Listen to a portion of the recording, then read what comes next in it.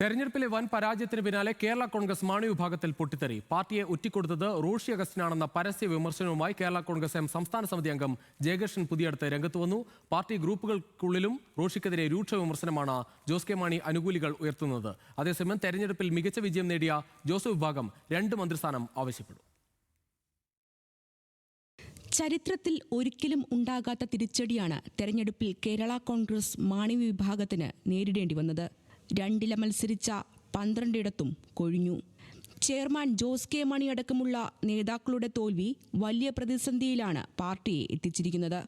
തെരഞ്ഞെടുപ്പിന് മുമ്പ് മുന്നണിമാറ്റ ചർച്ച കേരള കോൺഗ്രസ് ആരംഭിച്ചതിന് പിന്നാലെ പാർട്ടിക്കുള്ളിൽ എതിർപ്പുമായി റോഷി അഗസ്റ്റിൻ ഉൾപ്പെടെയുള്ളവർ നിലപാടെടുത്തിരുന്നു. പാളിപ്പോയ മുന്നണിമാറ്റ ചർച്ചയുടെ അടിസ്ഥാനത്തിൽ റോഷി അഗസ്റ്റിനെതിരെ രൂക്ഷ വിമർശനവുമായി ജോസ് കെ മാണിയെ പിന്തുണയ്ക്കുന്ന ഒരു വിഭാഗം രംഗത്തെത്തിയിരിക്കുകയാണ്.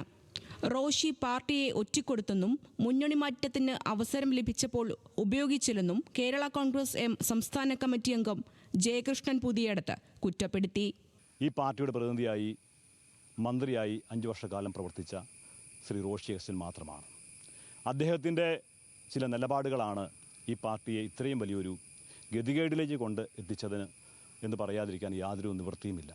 അധികാരത്തിൽ നിന്നും മാറുവാൻ ഒട്ടും താല്പര്യം കാണിക്കാതിരുന്ന റോഷി അധികാരത്തോടുള്ള താല്പര്യത്തിൻ്റെ പേരിൽ മാത്രം ഈ പാർട്ടിയെ ഒറ്റുകൊടുത്തുകൊണ്ട് ചെയർമാനെ ബലിയാടാക്കുകയാണ് ചെയ്തത്. UDF-ഉമായി ചർച്ചയ്ക്കുള്ള അവസരം ജോസ് കെ മാണി സൃഷ്ടിച്ചു. എന്നാൽ പ്രമോദ് നാരായൺ മാധ്യമങ്ങൾക്ക് ചോർത്തി നൽകിയെന്നും ആരോപണം. മുന്നണി മാറ്റം സംബന്ധിച്ച് പ്രമോദ് നാരായണൻ വിവരം മനോരമയിൽ ചോർത്തി കൊടുക്കുകയും മാധ്യമങ്ങൾ വഴി ചോർത്തി കൊടുക്കുകയും അത് ഭരണനേതൃത്വത്തെ അറിയിക്കുകയും ചെയ്തു. അങ്ങനെ അറിയിച്ചു കഴിഞ്ഞപ്പോൾ മുഖ്യമന്ത്രിയുടെ ഓഫീസിൽ നിന്നും ഒരു വിളി വന്നപ്പോൾ റോഷി അഗസ്റ്റിൻ U-ടേൺ അടിച്ചു. മുഖ്യമന്ത്രിയുടെ ഓഫീസിൽ നിന്ന് വിളി വന്നപ്പോൾ മടിയിൽ കനമില്ലാത്തവന് പേടിക്കേണ്ട കാര്യമില്ല എന്ന് പറഞ്ഞതുപോലെ എന്തുകൊണ്ട് റോഷി പേടിച്ചു? അതേസമയം മത്സരിച്ച എല്ലാ സീറ്റിലും പരാജയപ്പെടാൻ കാരണം CPM-ൽ നിന്ന് വേണ്ടത്ര സഹകരണം ലഭിക്കാത്തതാണെന്നും ഒരു വിഭാഗം നേതാക്കൾക്ക് അഭിപ്രായമുണ്ട്. കഴിഞ്ഞ തെരഞ്ഞെടുപ്പിൽ നിന്ന് വ്യത്യസ്തമായി മത്സരിച്ച 8-ൽ 7 സീറ്റിലും വിജയിച്ച തിളക്കവുമായി നിൽക്കുകയാണ് ജോസഫ് വിഭാഗം. Kerala Congress parliamentary party chairman Mons Joseph ആയിരിക്കുമെന്ന് അപ്പോ ജോൺ ജോസഫ് വ്യക്തമാക്കി. UDF ഒക്കെ ചേർന്നതിന് ശേഷം കേരള കോൺഗ്രസ് പാർട്ടിയുടെ നേതൃത്വ യോഗം ചേർന്നതിന് ശേഷമൊക്കെ വരുന്ന തീരുമാനങ്ങളാണ്. നിലവിൽ നില വന്ന എല്ലാവരും ഒരു പ്രാർത്ഥനയോടെ തുടങ്ങി. ഈ പറഞ്ഞ പോലെ മോൻസ് ജോസഫിനെ പാർലമെന്ററി പാർട്ടി നേതാവായിട്ട് തിരഞ്ഞെടുത്തു.